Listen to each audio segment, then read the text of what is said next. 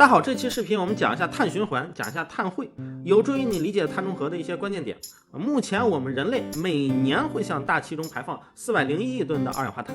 我们国家的计划是2030年达到峰值后争取在2060年实现碳中和，让我们人为的碳排放量被人为努力或自然过程所吸收，实现相对零排放。是的，目前看本世纪人类不可能一点碳也不排，因为全球还有8亿人电都没用上，很多人也没用上空调和取暖炉。就算我们国内碳达峰了，全球离碳达峰还很远。所以如果今天我们已经开始靠实干引领全球碳中和革命的话，不仅要想着减排，还得主动出击消除。这就好比碳的储存是一个大游泳池，我们把蓄水管的水流关小，迟早水也会冒出来。我们想放空水的关键是靠出水口流出的快。碳汇就是指从空气中清除二氧化碳的过程、活动和机制。如果把视角放在全球的未来，关键还是在碳汇上，主要在于我们怎么去吸收或者封存。那当下全球的二氧化碳是怎么循环的呢？整个大气层里稳定存在的是7300亿吨，差不多20年就完全更新一次。但有的时候自然里也会突然增加很多非人为的碳，比如火山喷发。1980年圣海伦斯山一个火山不到1天就排了1000万吨的二氧化碳。这次汤加火山排的碳还是比较少的，不会有啥影响。一般来说就算全球火山活跃的年份1年也就排几亿吨，实际上还没有咱们人类自己纯呼吸排的多。70亿人通过呼吸作用1年会产生24亿吨的二氧化碳。如果算上所有的动植物和微生物呼吸作用基本上每年要排2000亿吨的二氧化碳。如果把我们人类活动全算上，每年多释放的是401亿吨。所以澳洲2年前一场大火就排7.15亿吨，基本就是几个大国1年的减排成果白干了。当然天然大火本身也确实是自然循环方式的一种只是没控制好，有点可惜。另外还有石灰岩的风化有机物腐烂等等零零散散的循环方式。每年这些碳有31%是被陆地现有植被微生物吸收的，23%是被海洋吸收的。可能很多人疑问的就是植物是白天吸二氧化碳，晚上排二氧化碳，它真正吸收效率到底怎么样呢？如果看总的效果植物差不多是每吸2份碳排1份。一棵10年的大树工作上1整年，大家可以猜猜1年可以吸收多少二氧化碳？才22公斤。那一个典型美国人的生活方式，一生是要排1500吨左右二氧化碳的，等于从他出生第一天起，每天早中晚各种一棵树，差不多才能把他自己这份中和了。这显然不可能。所以多种树或许有用但是效果恐怕没大家想象的那么好。另外我还看到过一种学术观点是树的种类也得注意，因为咱不是怕变暖才减碳的吗？但是很多新树整体的颜色比地表原本颜色深，深色的吸热能力强这会让更深颜色的树直接吸更多的热没把温度间接升高先解决呢，先直接升高了。当然二氧化碳未来对全球气温到底影响有多大，估测模型很多，但当下谁也不能说把这个复杂的系统工程做得绝对有理有据。温室气体变多会让地表气温升高，但是也有别的影响因素究竟30年后能不能升高3度以上咱们的目标是别超2度，包括到底会不会有小冰期等等没准还更冷的呢这些还是很难说。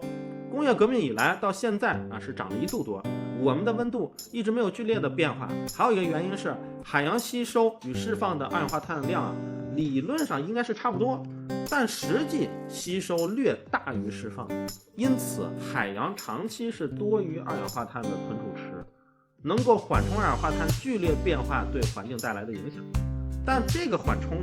咱一直用其实也是不好的，因为会让海水酸化，直接影响大量海洋生物的。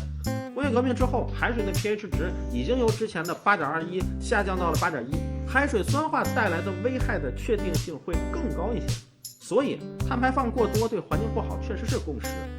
因此碳中和问题上我们宣布了目标，继续当实干派。比如在新能源技术上已经积累了巨大的优势，再比如我们的3北防护零工程是从78年直接计划到2050年的。中国近20年新造树林的碳汇规模让全世界都比较吃惊。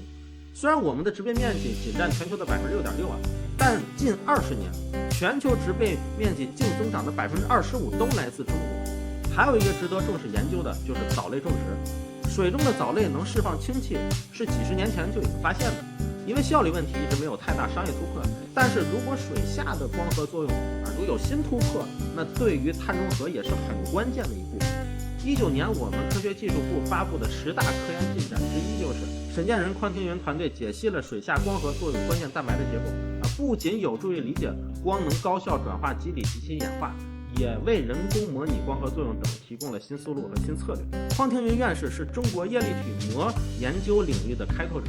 一生研究光合作用，带领团队探究生物智能的奥秘。在肯德基35周年之际，与中国科学报的“追光吧梦想家”系列联动中，匡院士说：“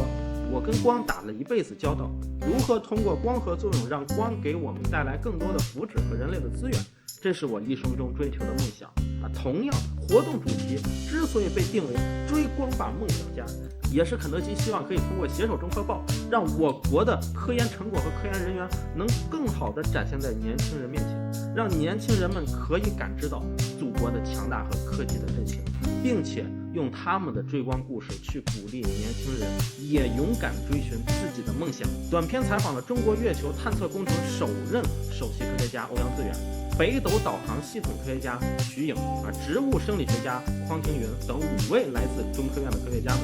正是因为有了这样的一群人，他们在各自的领域发光发热，才得以照亮我国的科学领域。他们一生追光，现在自己也挽留一束光，希望可以帮助到那些后来者。去年3名中国航天员在太空停留3个月后返回地球，创造了中国在轨停留时间最长的记录。古人9天揽月，山海造物，生生不息，北斗守望，决胜未来的梦想，在当今逐一实现。肯德基将如今我国科研领域的成就徐徐展开，联合了 B 站 UP 主、赶稿人、清华美院的工作室，以国风漫画的形式，用60秒的绚烂画卷重现千年追光历程，勾起无数年轻人的童年科技梦，向追光逐梦的科学家致敬。不仅如此，肯德基还为这些梦想家们推出了时下非常流行的 NFT 数字藏品，采用人工智能从无数细胞、星云、地貌等意象中提炼生成3500张科学与想象交织的赛博图像。肯德基携手国际知名 AI 加密数字艺术家宋婷领衔的 Team Museum 共同创作，并铸造在高性能区块链腾讯云智信链上。每个数字藏品都有唯一的标识，不可篡改，永久保存。在小程序里一扫就登上肯德基梦想飞船，选择出发地，启程去往自己的梦想之地。这次合作说明肯德基不仅是简单的迎合当下年轻人的喜好更是表明了肯德基对科技的重视，希望鼓励年轻的同学们去追逐自己的梦想。